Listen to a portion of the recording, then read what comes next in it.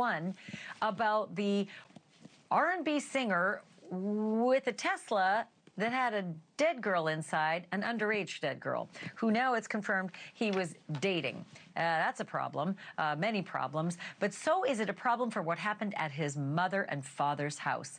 The singer's name is David, spelled D4VD, and as it turned out, a full SWAT team showed up at his house. We've got the body cam to prove it. We're going to show you the full body cam and explain what happened and why it is such an incredible coincidence, or is it, in the case of this dead teenager. He has not been charged. Why is that? And was any of this part of it? That's coming in just a moment. But also, we're learning a lot more about this victim, Celeste, the 14-year-old girl, and her life before she met the singer.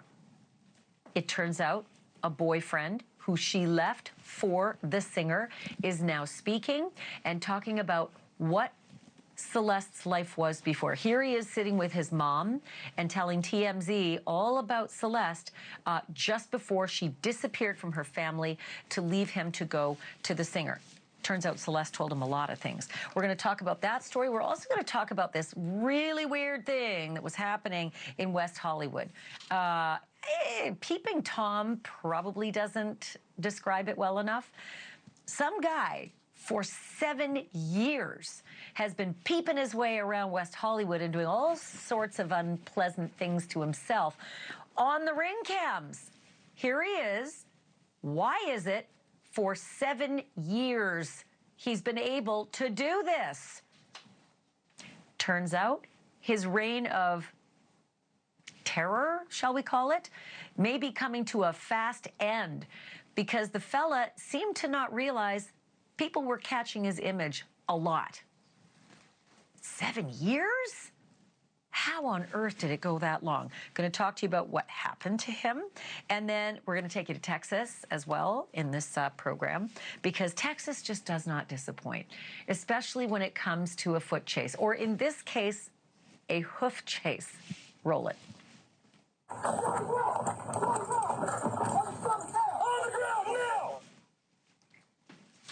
Yes, a police chase on horseback.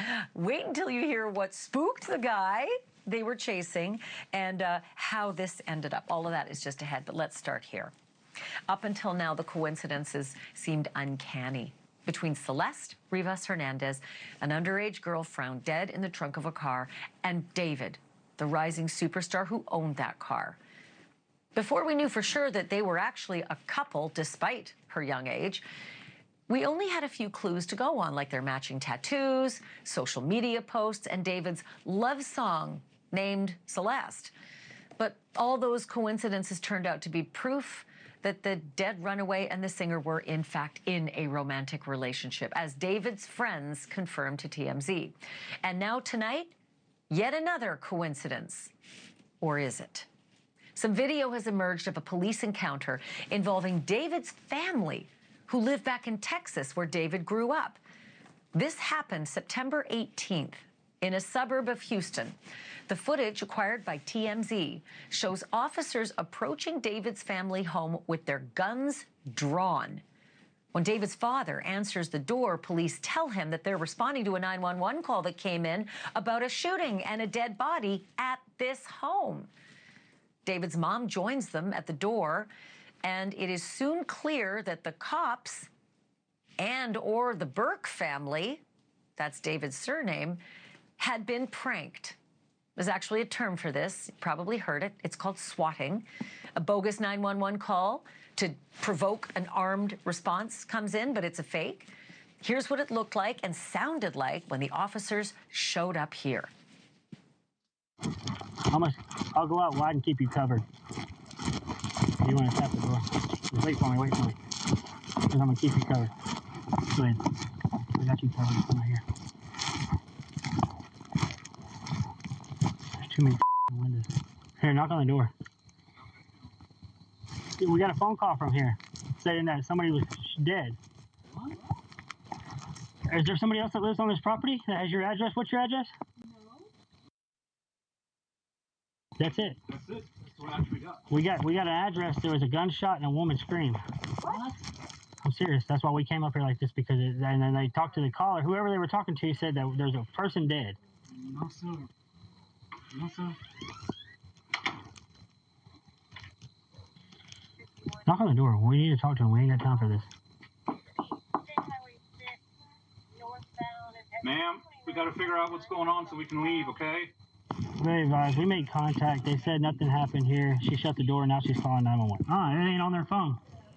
And this is not a Texas. Yeah, it's an out-of-state number. Someone's messing with us. Someone's messing with us. But it would pinged here though, because wherever they call from, it pings and sends it to dispatch. What the what? So like whenever you call 911, wherever you are, it sends like a ping. That's how they know the address. And this address came up to this number? Yes, ma'am, that's where he was meeting. County to engine 42. So it says somebody on my property? It could be. We'll check the property for you. Police stuck around for less than 20 minutes, and it does not appear that David was there at the house. Of course, that raises the question of where David was and where he's been ever since his world tour was cut short a week and a half ago and he moved out of his party mansion in the Hollywood Hills. Now back to the possible coincidence. The swatting event in Texas happened just one day after that Hollywood Hills rental mansion was being tossed by the LAPD in a raid that yielded evidence and electronics. Police were there for 12 hours, reportedly looking for, quote, blood evidence. But there's no word officially on what they found other than the laptop that they were seen bringing out. But they still haven't brought any charges against the singer named David or anyone else for that matter. We're also learning a lot about Celeste's life before she ended up with the much older singer. California teenager who says he dated Celeste before she ran away to Hollywood is speaking out tonight. Damian Hernandez is the 15-year-old, same age that Celeste would be had she lived past September 7th, her birthday. He says that he and Celeste were a couple when he was in the 8th grade and she was in 7th. In an exclusive interview with TMZ, he says that Celeste was indeed unhappy at home and may have been running away from her family as much as running to her rich and famous new boyfriend, according to what she told him. Here is some of that interview. I guess she liked me or she was looking for someone, and yeah, we started talking. She was really kind, and she said she wanted something serious. And how old were you when you met her? 13 or 14. So at what point did you feel or did you hear from Celeste that there were problems at home? She said how her mom didn't treat her well or whatever, and she didn't like where she was at. Did she talk at all about her relationship with her parents? Kind of. She just said they were mean or whatever. She didn't like them. And then you guys broke up, and the next thing you know, you find out that she's involved with this internet sensation, David. Yeah, I didn't think it was gonna happen, like, at all, because, like, she was always, like, so happy and stuff. What is your last memory that you have of Celeste? We were at PE, and she told me and my friend that she was running away, and she said it was because of her parents, and she was like joking about it, and she was like happy, like joking like she always was, and like it didn't seem real because like she was like playing around, joking about it, and the next day she wasn't at school, and then, like that's the last time I saw her. What was your reaction when you saw the breaking news that they had found your ex-girlfriend's body in the trunk of his car? My heart dropped. I was like, I don't know. I just couldn't believe it. I kind of had a feeling when I saw, like, the first thing. I was like, what if it is her? But I just, like, brushed it off. But when I saw it really was her, I was like, damn, I really knew. So let me just make sure I'm understanding this correctly. You had seen the news out of Los Angeles that a body was found in his car. Yeah. And you immediately had a sinister thought about Celeste? Yeah, because one of my friends told me. Were you at home with your mom when they identified Celeste and you saw it all over the news? Can you remember that moment for us? Yeah, I was on the way to school, and then like she just like showed me, and like I took a picture of it and I sent it to one of my friends, and he's like, "Yeah, I saw it too. It's crazy," and I just couldn't believe it. Again, that was Celeste's former boyfriend right before she met David, or at least right before she ran away to be with David. Damian Hernandez was sitting with his mom, and as you can tell, TMZ was doing that interview. They have owned this story from day one. So a short time ago, I spoke with TMZ's executive producer, Charles Latibeaudiere. Here's our conversation. Charles, any idea who is behind this swatting? No idea. I mean, we've asked police. They want to try and track those things down when it happens, but they don't know on this one. And they, you know, I think they figured out pretty quickly when David's parents came to the door that that's what was going on here. They didn't see any activity, and the area where their home is in a very rural area. It's not like there's a lot of houses around. So, you know, when police are pulling up, there's no activity. It would have been pretty obvious to them if there was some crisis going on as they pulled up. Sure, but you can't escape the date, September 18th, and it's a day after the LA house that he was renting was raided. I mean, coincidence or something more? It does seem strange to say that this is coincidence, and his parents said to the police, somebody is messing with us. And clearly, even if David wasn't at the house, his parents are aware of what's going on back in LA. And I think at that point, you got to remember, David's name had been out there enough. It was easy enough to know where he's from in Texas, that this was likely someone who's been watching the investigation and has strong feelings about it and decided to prank the home where his parents live, perhaps even doing it thinking that David was there. Because remember, even when the police executed their search warrant, we hadn't seen David in public. Everyone was wondering where he was. And we now know that the day after that search warrant, he moved out of the house. But we haven't seen him since. So, you know, I'll be honest, Ashley, when we got this body cam, the main thing we were looking for, we knew at the point we ordered the body cam, we got it from police. We knew that this was a swatting incident. What we were wondering is whether or not when they went to the house, whether or not they would see David there. Didn't turn out that way. What was the response from the parents once the police did knock on that door regarding who was at home and who wasn't? So they said to the police that their daughter was there and also their son, which immediately we thought, oh, is that David? Did she just confirm that David's there? We went back and looked and found that we knew that David had a younger sister. There was also a younger brother who clearly lived there with their parents. They're both minors. So that's who we think they're talking about. Is it possible that David was there and they just didn't say anything? I guess. So David, from what we gather, is that his mother was really heavily involved in his career. There's apparently a video saying, you know, he had to ask for her permission to use, you know, private plane, which makes me wonder if David would have been able to travel back and forth to Los Angeles during this tour if he were involved in anything nefarious without her permission and without her knowing exactly why. I think he could have. I know that she was involved in his career, but she's not officially his manager, and he is now, you know, adult age. Certainly, when he was a minor and getting started in the business, she had a lot of say in what was going on. But he's managed by people at his label now, so there's nothing we've heard that makes it seem like his mom had that much control over him at this point. So I don't think necessarily she knew exactly where he was, you know, at every moment during this tour.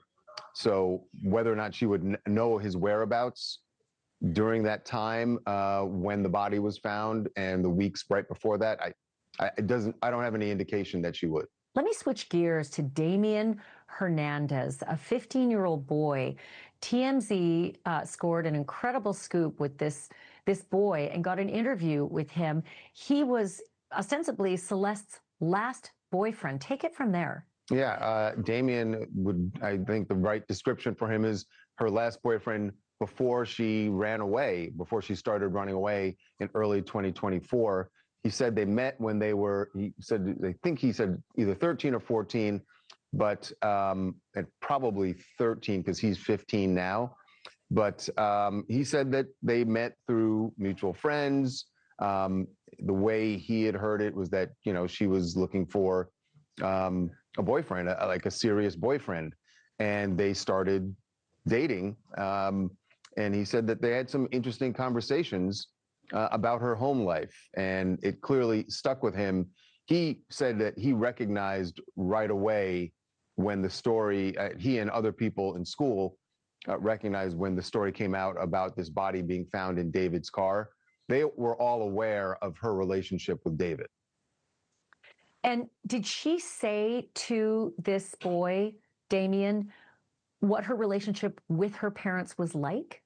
Yeah, what he told us was that she described it as not a good situation. He said that she would say that her parents were really mean and that she didn't like being at home, and in fact announced to him and other friends that she was planning to run away because she didn't want to be around her parents. Beyond that, there were some other things that he told us, but the way he relayed it to us, it was second or third hand, and we didn't want to post that without confirming it. It wasn't directly from him. It's more like hearsay. But there were other things that clearly people around school were saying or had heard. But again, I just felt like it wasn't fair to Celeste's parents to post those things, so we left that out of the interview.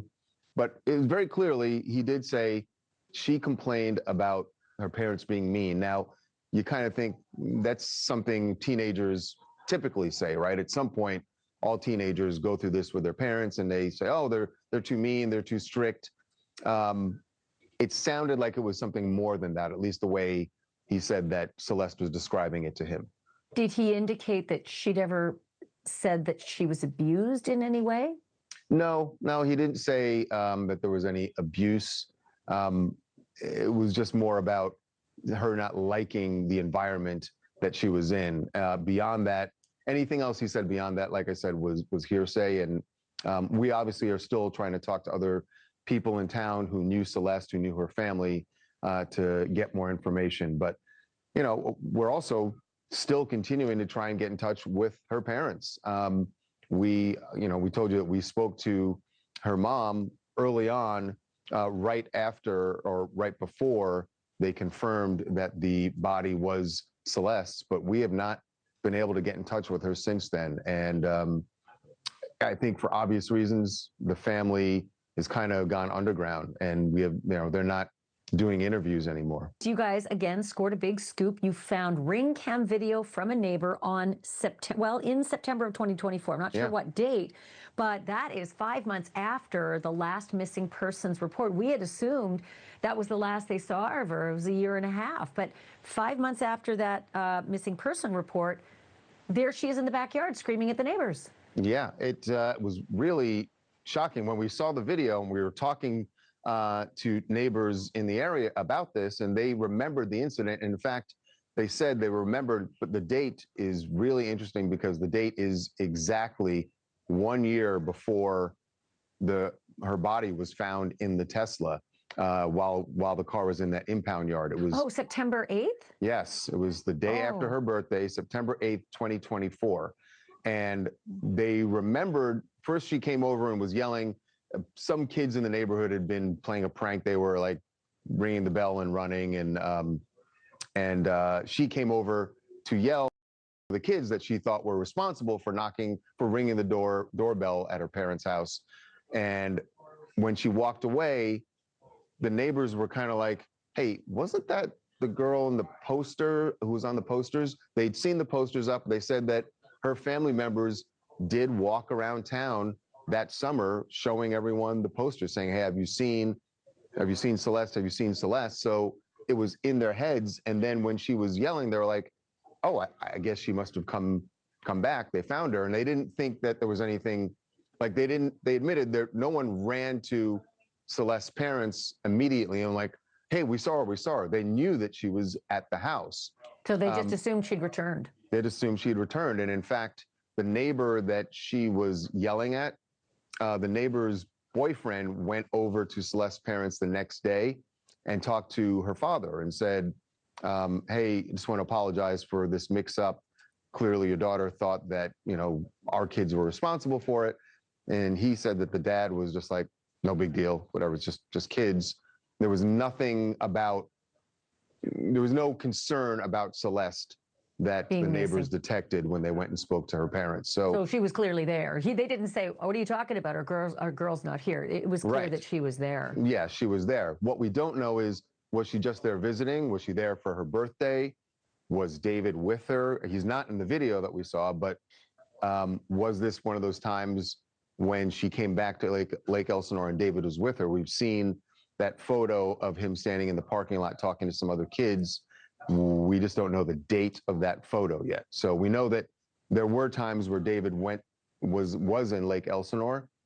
We just don't know if this was one of those times. Charles Latibeaudiere talking to us from TMZ. Thank you for watching. Subscribe below and download our NewsNation app right now on your phone, and you will get fact-based, unbiased news for all Americans.